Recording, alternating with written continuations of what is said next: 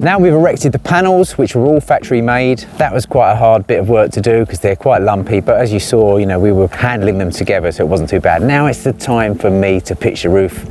And any of you out there know me, that is what I love doing. It's my thing. Pitching roofs, I could do it all day long. Now, why am I not using trusses? Because the rooms have a vaulted ceiling. So what we do is we use an oversized rafter. In our case, we're using a 200 by 50. The reason for that is it's not for strength. It's actually to accommodate insulation inside. So effectively you've got airflow over the top of the insulation. So it's like PIR, which is going to get cut in between the rafters. I know the pitch of this roof because obviously we had it made to a certain pitch, and that was dictated by permitted development rules, which say you can only be a certain height at the top and you can only be a certain height at the eave. So once you've done your building width and building length, that may dictate it. So what I would like to do anyway is just, now I've got it up, is just check all of those gable panels and just to see. Now 26.3, the 0.3, is it important, isn't it important? Well, it is the longer the rafter gets. So I've got a device here which is so useful. It's an inclinometer, it's called the Red Stick. It's actually a digital level, it's quite advanced, it's incredible. And this will go down to like 1/10 of a degree. So by actually placing this on top of those gable panels and turning it on, obviously, it will give me the pitch, the exact pitch. To give you an example, and it's highly accurate. So I've gone round and I've checked, and it is exactly what the manufacturer said it was going to be. So that's good. So the next thing I do is make a template rafter. So now if you can see what I've got there is I've got a ridge that's in situ. That's not quite normal. Normally I cut a pair of rafters, put them together, push the ridge up between, and that centers everything. I've got a ridge that's already in place, and you can see because it's a very heavy ridge, you wouldn't want to try and push that through afterwards. So what I'm going to do is make one rafter, and I'm going to check it in all of the four corners to make sure it works. Now the ridge has got some play left and right. The housing where it sits has been made about 8 or 9 mil each side bigger to allow me to get that final centering. And the only reason why it will move slightly is as you erect panels, if you've done timber framing before, you're stacking them together, you're blocking them together. You may have to do a bit of shimming to make sure they're nice and true, but you could gain a few millimeters here and there, but you still want to get that ridge bang in the middle. So that enables me to do that. So make a template is the next thing. We're also going to set out the wall plates, but I don't do that up there. I do it down here by a simple means of making a rod. So on the bench, this rod is the distance between the center walls up there, the small panel there, that's for that rod. I'll mark that one up. This rod is the longer dimension, so from any corner to the internal wall, which I have marked on here. It's hard to see. So what that is there, no matter where I poke this, once I poke that end, that corner, that corner, that corner, that corner, that is where those partitions are. So I can mark all my rafters out here. The rafters are going to be marked out to suit plasterboards. And the reason for that is I don't really want to get plasterboards and cut them back. I want to make sure that the job is as efficient and as cost effective as possible, because that's how they get priced and you can't start wasting material.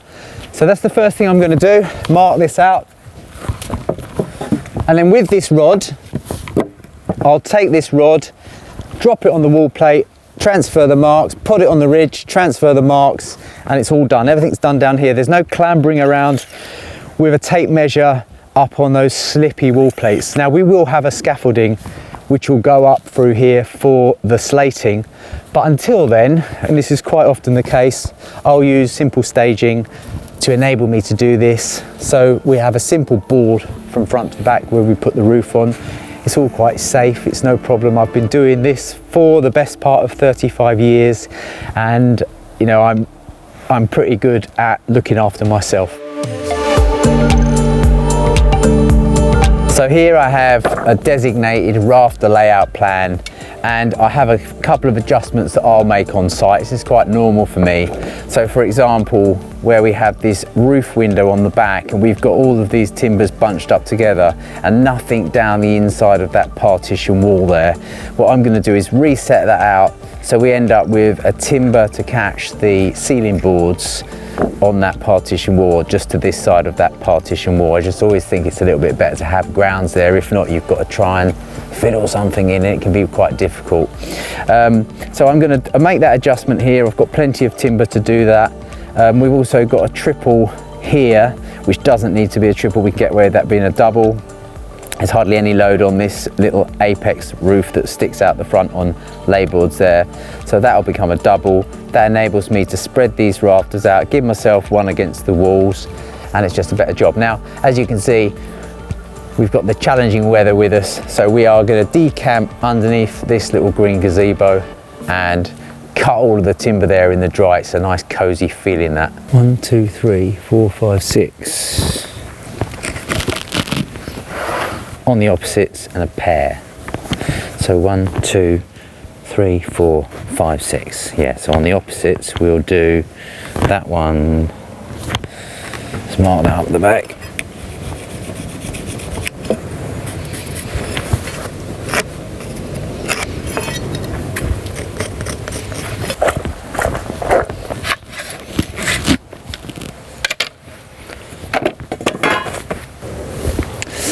That's good. 26.3.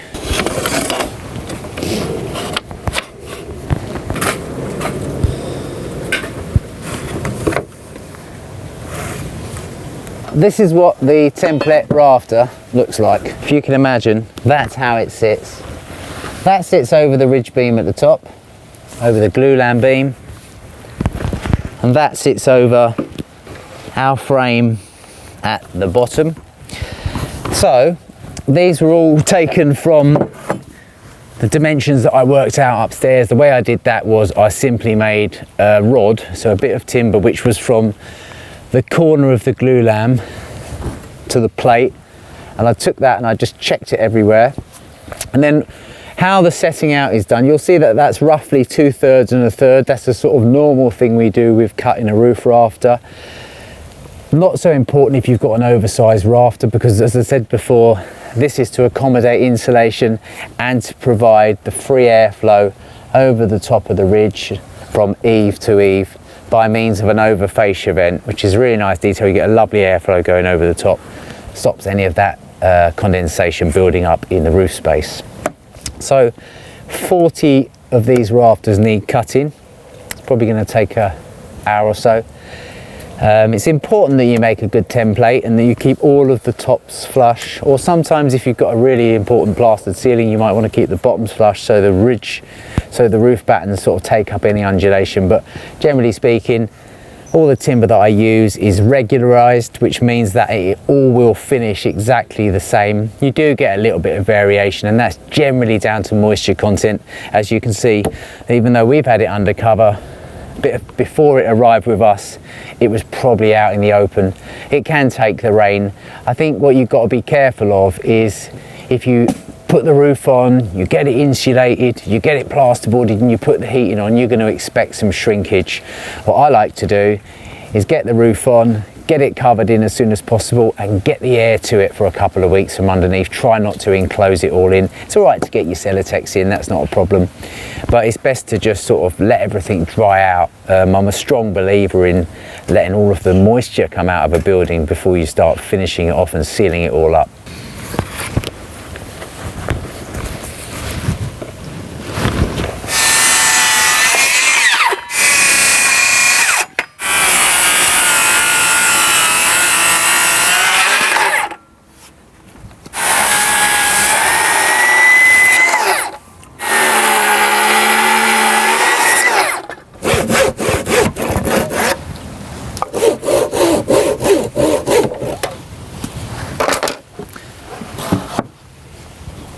So you may have noticed that I have a rear handle saw here. Now what's convenient about this one for cutting this end is that the motor and the blade are on the right side for me, and at this end the motor and the blade are on the opposite side, which is also convenient for me to see the line that way. I could do it with either end, but I like to have the blade on the side that I'm looking at. It's just perfect, really. It's really quite convenient. So it wasn't until the advent of this 18 volt stuff coming out that you could get these variations. Mostly the circular saws that I use are always this way around. It's just convenient.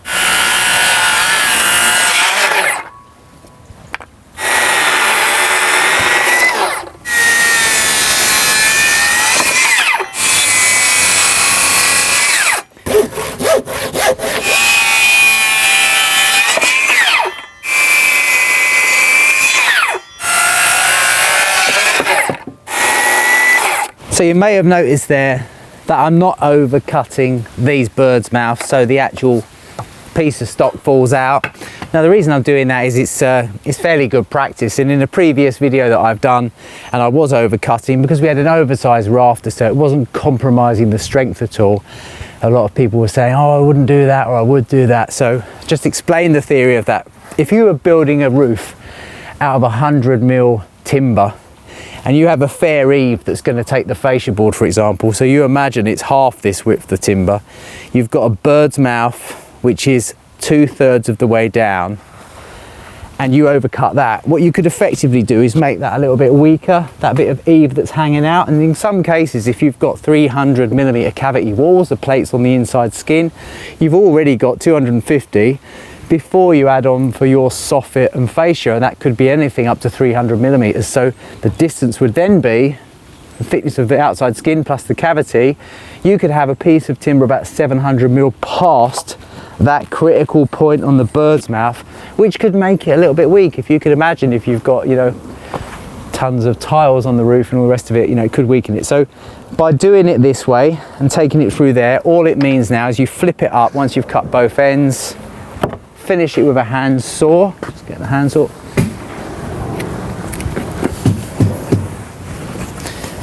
Finish it with a hand saw, rub it in. It takes no time at all. And you've got a lovely, solid job. Interestingly, the bigger the timber gets, let's have a little look.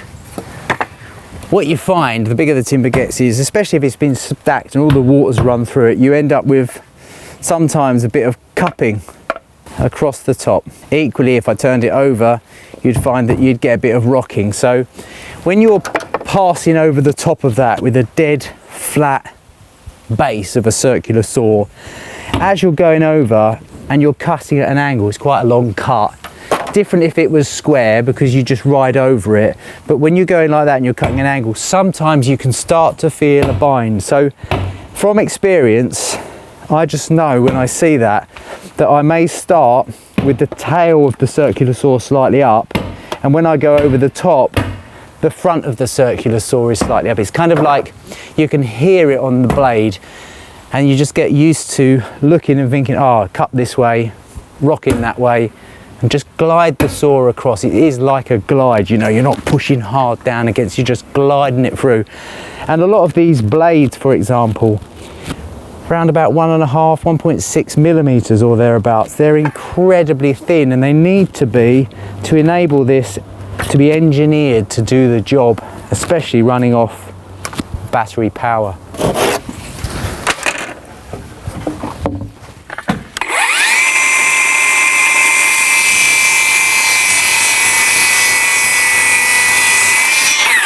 So I've actually always used two saws. So in the days of a corded saw, not only is it tricky to sort of trip over things, so I'd also have a saw at either end with a long cable as well, because these are fairly short rafters, but sometimes I might get a rafter which is 6 meters long, and so it just speeds up production, and it means I can just get the job done quicker, and I'm not walking backwards and forwards and tripping over stuff. So that's gone one step further now. I have no cords, and it's really made a big difference to me, actually. Even the psychology behind getting everything out and muddy leads. You know, my job's getting easier as I get older, which is quite handy.